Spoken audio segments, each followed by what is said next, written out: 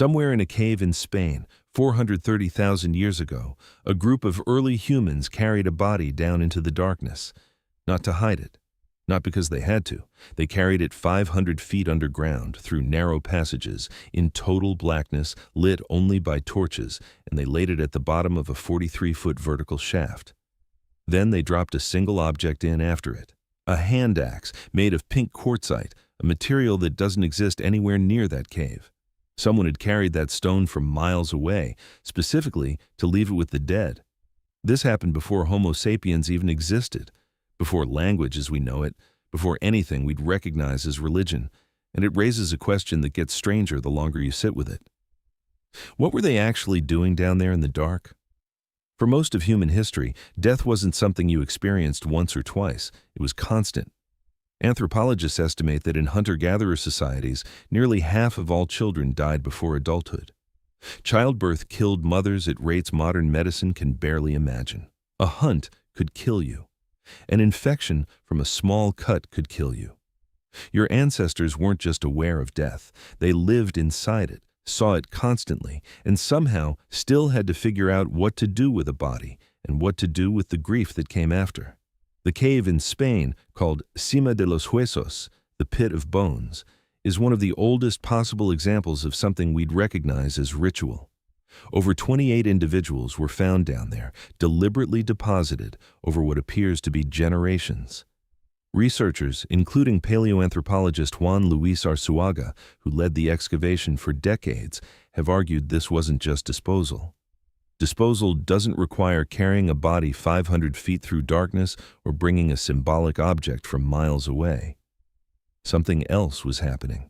Something that looks uncomfortably like the earliest evidence of humans trying to make death mean something. But it's with Neanderthals that the evidence gets impossible to ignore. At Shanidar cave in Iraq, archaeologists in the 1950s uncovered a Neanderthal skeleton, an adult male buried roughly 60,000 years ago, surrounded by clusters of ancient pollen. The original researcher, Ralph Selecki, proposed something that shocked the scientific world at the time, that this Neanderthal had been buried with flowers, an entire bouquet deliberately placed from at least 8 different flowering plant species. For decades, this single burial reshaped how we saw Neanderthals entirely, from brutish animals to beings capable of tenderness, of ceremony, of grief expressed through beauty. Later researchers pushed back, arguing some of that pollen might have blown in naturally, carried by burrowing rodents. But even the skeptics couldn't explain away everything at Shanidar, because that same cave contained something even more difficult to dismiss. A man, now called Shanidar I, who lived with a withered arm, deafness, and a shattered skull that would have left him blind in one eye for years, maybe decades, after his injuries. In a world where survival demanded hunting and constant physical labor, he could do almost none of it. And yet, he lived to be roughly 40 years old, ancient by Neanderthal standards. Someone fed him. Someone protected him. Someone carried the burden of a person who could give almost nothing back. That's not instinct. That's not a survival strategy. That's something closer to love. As humans spread across the world, the ways they handled death became almost unbelievably varied.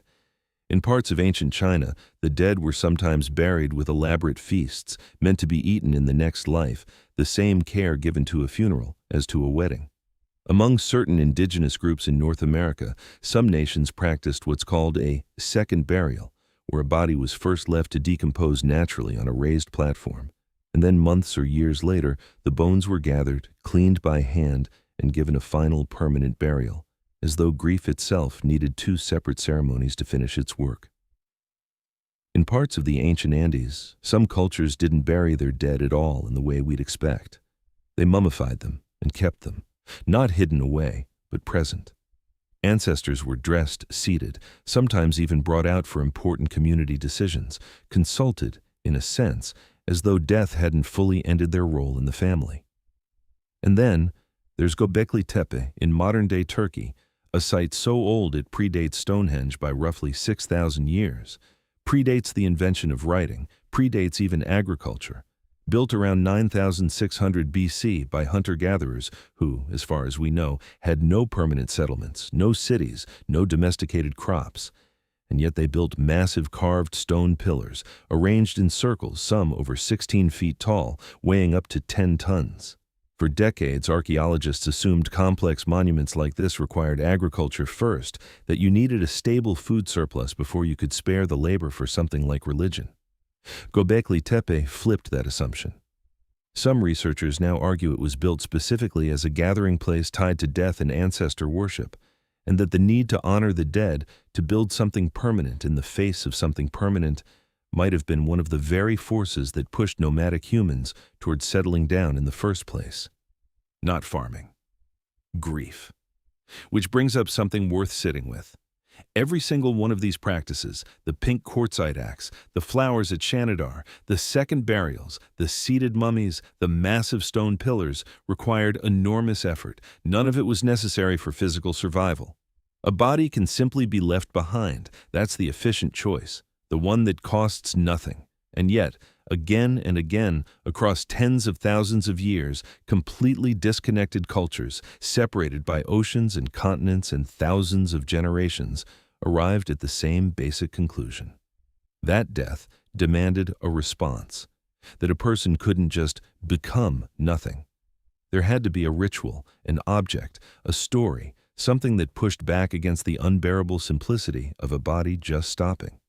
Some researchers, including archaeologist Paul Pettit, who has spent much of his career studying the origins of human burial, argue that this might be one of the very first places where something like modern human consciousness shows itself. Not tool use, not fire, not even language, but the moment a group of early humans looked at a body and understood on some level that this had been someone, that a story had just ended, and that the ending deserved to be marked.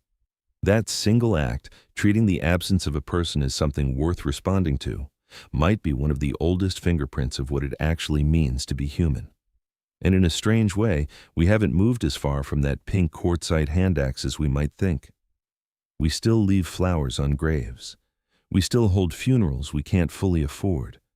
We still keep photographs of people who are gone, speak to them sometimes, out loud, in empty rooms. We still tell stories about the dead at dinner tables, years, sometimes decades later, as if telling the story keeps some small part of them present. None of it brings anyone back. None of it is strictly necessary, and every single culture that has ever existed has done some version of it anyway.